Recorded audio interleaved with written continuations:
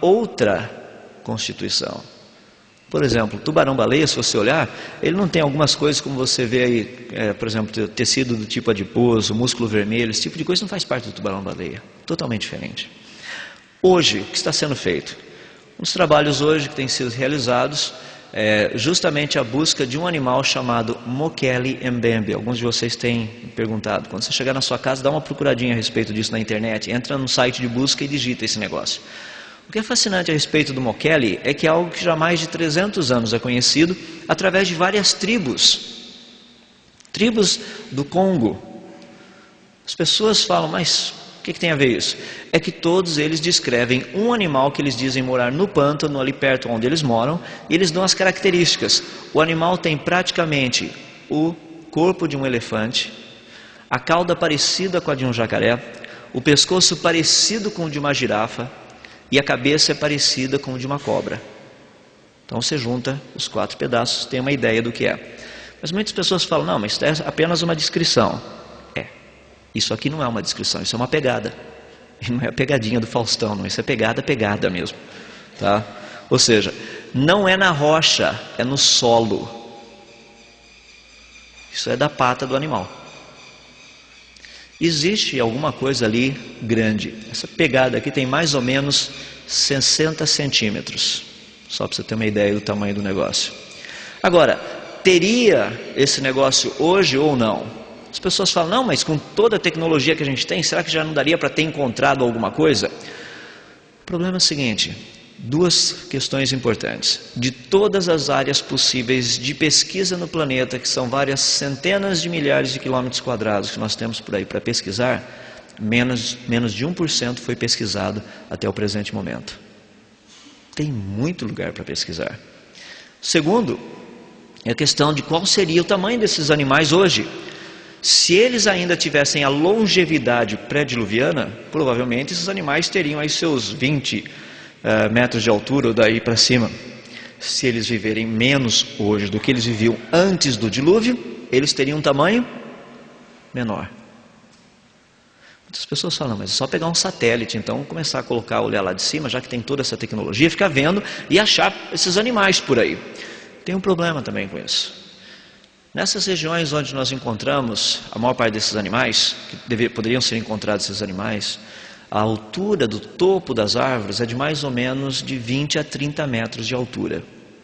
Um dinossauro, em média, ele teria cerca de 18 metros de altura. Tem alguns que são exagero, como o argentinossauro, que tinha 24 metros de altura. A maior parte ficava na faixa de 12 a 18 metros. Então você não vai encontrar essa bicharada andando lá na floresta, você vai ver uma cabecinha em cima das árvores, assim, andando. Isso não acontece. Então há uma necessidade de vermos isso daí. Outro problema é a questão financeira. Os satélites mais baratinhos que a gente tem para poder examinar isso aí, custam em média mais ou menos de 100 a 200 mil dólares por hora. Se você quiser que é um pouquinho melhor, está na faixa de 1 a 2 milhões de dólares por hora. Então, se alguém tiver um dinheirinho no banco que não sabe o que fazer, eu tenho uns amigos que sabem como utilizar o seu dinheirinho. Então, a gente pode fazer uma pesquisa mais interessante atrás dos dinossauros. Com respeito aos dinossauros na Bíblia, para nós terminarmos. Onde nós colocamos os dinossauros na Bíblia? Existem várias teorias. Uma delas que me deixa muito preocupado é uma teoria que diz o seguinte, que os dinossauros fizeram parte de uma pré-criação. Ou seja, você pega Gênesis capítulo 1, verso 2, quando diz que a terra era sem forma e vazia, é porque Satanás havia caído do céu, ele havia destruído tudo que Deus criou, e agora o que Deus vai fazer do verso 3 para frente é recriar aquilo que Satanás destruiu. Isso baseado em Isaías capítulo 40, o pessoal que conhece essa teoria toda aí sabe como é que a coisa funciona. O problema com essa teoria são 2, eles estão colocando os fósseis naquela época.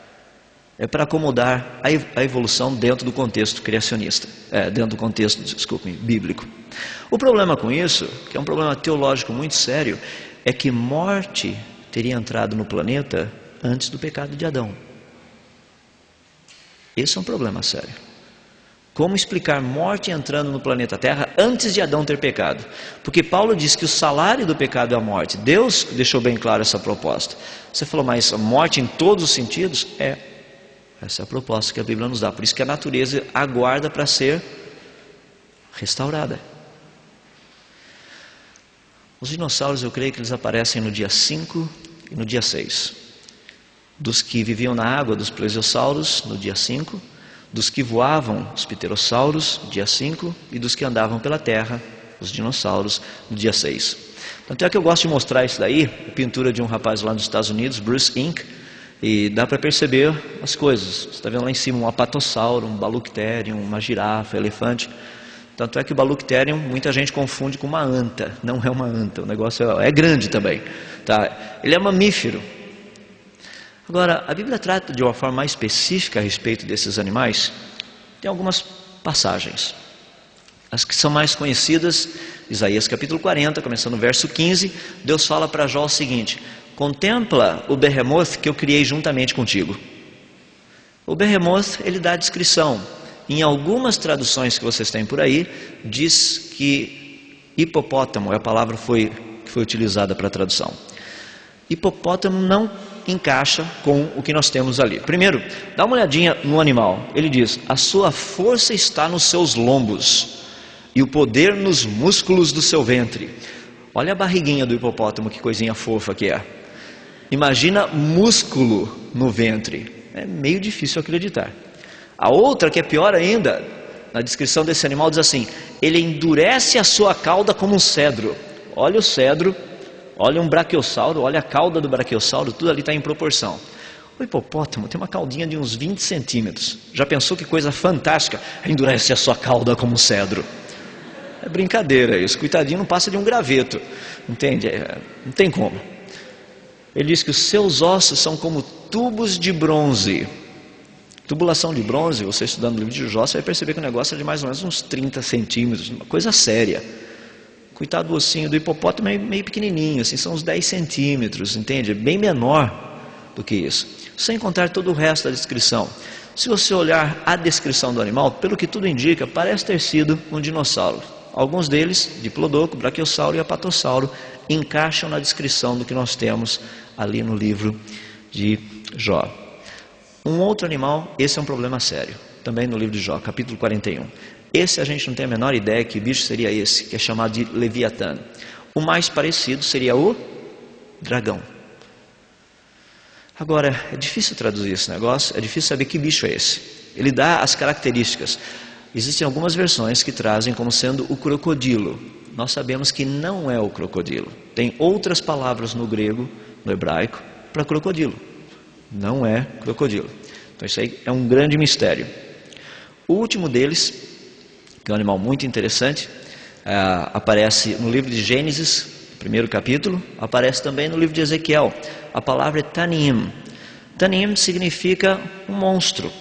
Foi traduzido desse jeito. Aí está comparando Faraó com esse animal Tanim.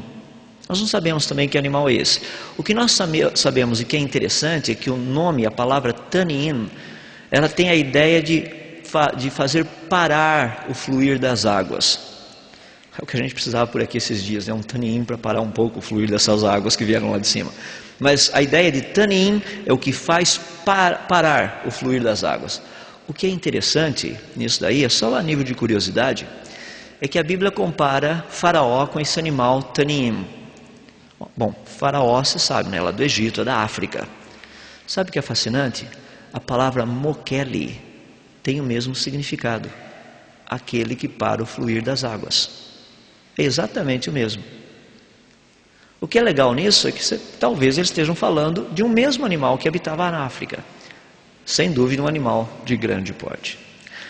Dá para ter uma ideia um pouquinho a respeito dos nossos queridos amigos dinossauros. A pergunta é: eles desapareceram ou não? Não sabemos. Que eles viveram juntos com os seres humanos, nós não temos a menor sombra de dúvidas. Que eles viveram pelo menos até alguns séculos atrás, nós também não temos a menor sombra de dúvidas. Aí você chega e fala assim: não, mas espera aí, isso é totalmente diferente daquilo que eu aprendi na escola. Lembra da propaganda da televisão? Está na hora de você rever os seus conceitos. O que a Bíblia nos ensina? Livro de Atos, já mencionei uma vez, capítulo 17, verso 11. Os crentes de Bereia eram de um caráter mais nobre do que os de Tessalônica.